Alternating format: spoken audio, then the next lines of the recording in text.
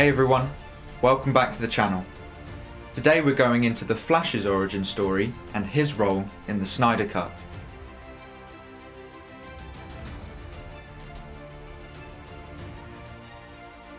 Three men have held the title of the fastest man alive: Jay Garrick, Barry Allen and Wally West.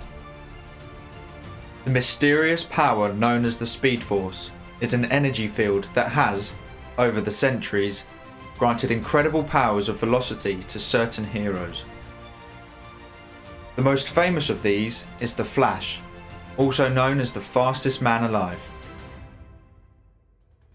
In the 1940s, college student Jay Garrick acquired his super speed abilities in a random lab accident and became the first DC superhero to go by the name of the Flash. Years later, Jay was succeeded by police scientist Barry Allen, until Barry's former kid partner Wally West took up the mantle at a time when Barry was considered dead. But when Barry returned, he became the Flash once again. All three generations of speedsters have been cornerstone members of both the Justice League and Justice Society. The Flash has mastery over not just speed, but time itself, and he has often used his powers to travel through different eras and even into other dimensions. Although the Flash has not always been fast enough to outrun personal tragedy when it comes for him, he always does his best to prevent the same from happening to the people of Central City and Keystone City. In doing so, he's earned himself a spot among the greatest superheroes the DC Universe has ever known.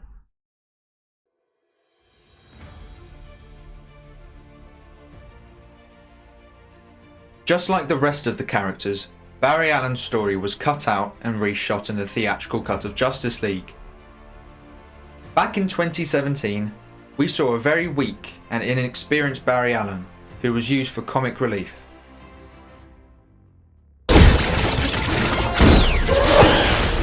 Yes! It was gross! Oh! This will not be the same in Zack Snyder's Justice League. That's not saying he won't be funny, as we have seen Barry make a few jokes in the trailers that Zack created. I'm putting together a team. People with special abilities. You see, I believe enemies are coming. Stop right there. I'm in. You are? Just like that? Yeah, I need friends. Great. Can I keep this?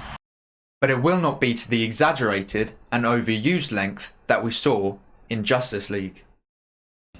Difficult. They require a lot of focus. They have like a rhythm that I haven't quite been able to, like brunch. Like, what is brunch? You wait in line for an hour for essentially lunch.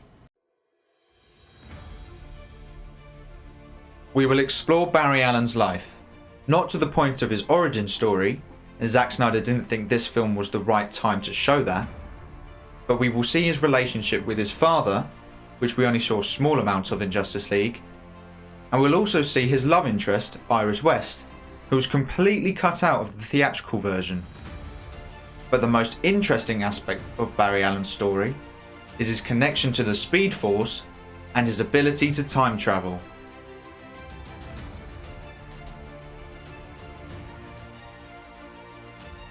When breaking down the Snyder Cut trailer, Zack Snyder described the way Barry has to move in the Speed Force. In the doggy daycare sequence, we call it, but it's because he's applying for a job at this sort of pet store, and this accident happens outside, and this is our first introduction to his use of sort of Speed Force and his powers and everything like that, and we really get a glimpse into. Now, one of the things that I've done in the film, I didn't like, and I don't like Barry being able to move people. I know a lot of people love that aspect of it. I just don't, and it's fine, and I think it's cool when people do it, but I just don't.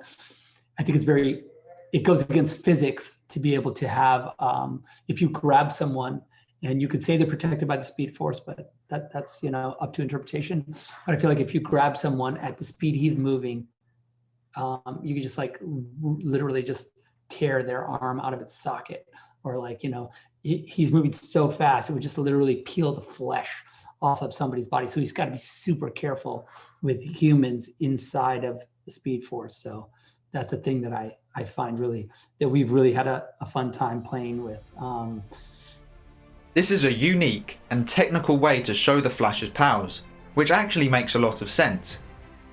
What I really like is that this is a new interpretation of the character, as this has never been shown before.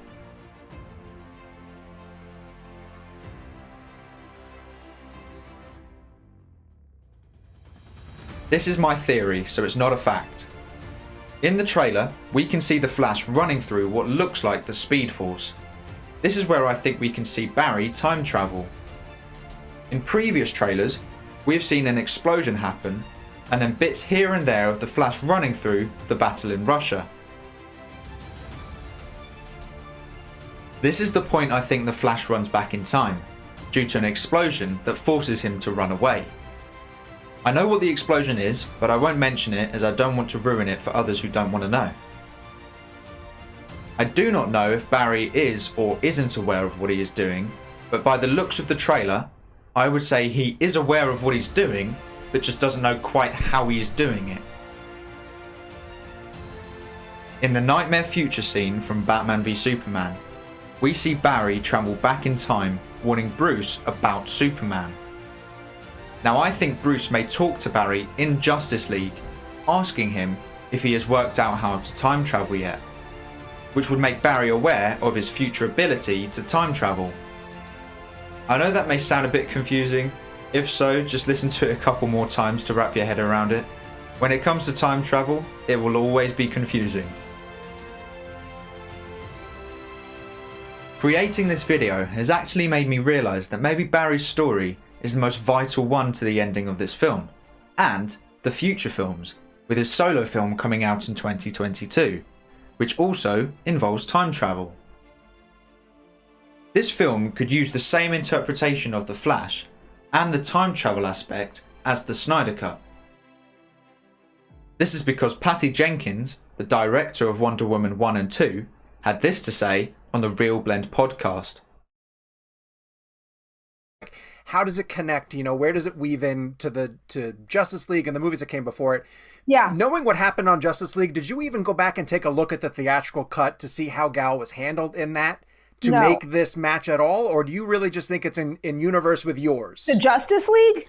The one that hit theaters. No, I think that all of us DC directors tossed that out just as much as the fans did. But also I felt that version contradicted my first movie in many ways, and this current movie, which I was already in production on. So Right. then what are you going to do? I was like, you would have to play ball in both directions in order for that to work.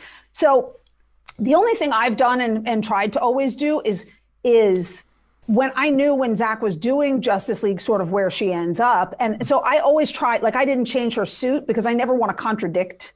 I don't want to contradict his films, Sure. But yet I have to have my own films, and he's been very supportive of that. And so I think that that Justice League was kind of an outlier because I don't know, they were trying to turn one thing into kind of another.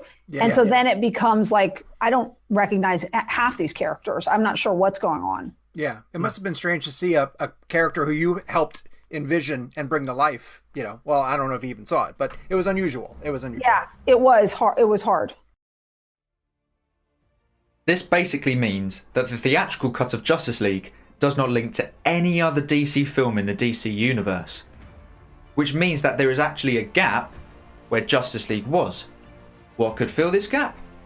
Zack Snyder's Justice League could. This would fix the DC universe and would open up the multiverse, which would allow unique interpretations of DC characters without damaging continuity.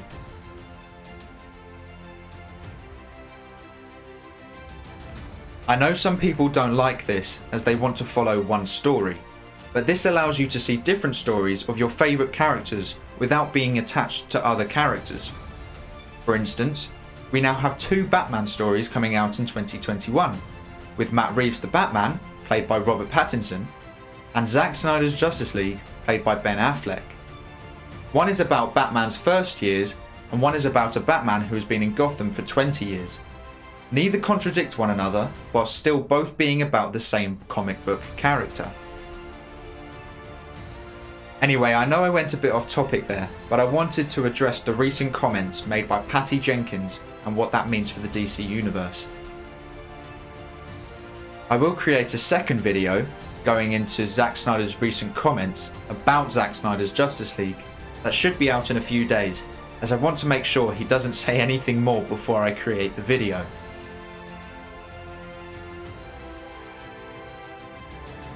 But that is all for today. I hope you enjoyed. If so, please make sure to like and share the video. And if you're new to the channel, please do me the honour of subscribing to the channel and turn on post notifications so you never miss a video. Until then, bye bye.